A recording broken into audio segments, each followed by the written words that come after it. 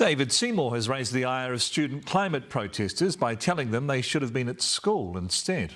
Tens of thousands marched in towns and cities across the country today, demanding action on climate change, the war in Gaza and on treaty rights. Alexa Cook reports. Taking over the capital's Golden Mile, these students are skipping school for a cause.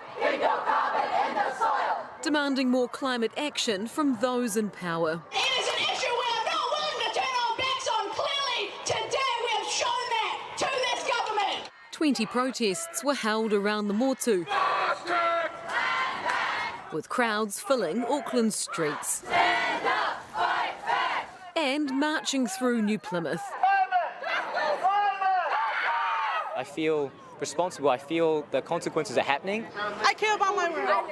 The School Strike for Climate is a global movement that began in Sweden in 2018. Although in New Zealand, protests now include a wide range of issues, including honouring Te Tiriti, the fast tracking of legislation, and a call to free Palestine. Someone who isn't on board with students taking time off school to protest is ACT leader David Seymour. If they really care about the issue, they should protest on a day without missing school. How do you feel about David Seymour telling you all to get back to school?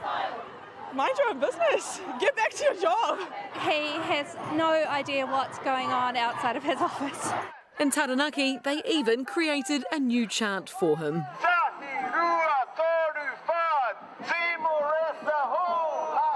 Organisers say this is the largest protest of its kind in New Zealand to date, and it's because all these young people are feeling so disconnected from the new coalition government. They feel powerless and voiceless and say those in charge are ignoring the climate crisis. And the people who are passionate about it. The environment is really important to us. How are you feeling being amongst all this? It's kind of scary, but I think it's really important as well. Students were joined by parents and grandparents too. We're grandmothers who really care about the future of this world for our grandchildren. Why are you both here today? For my children's future, and I've got a child over there. She's concerned about her future. A future that's looking increasingly bleak for them, but still worth fighting for. Alexa Cook, Newshub.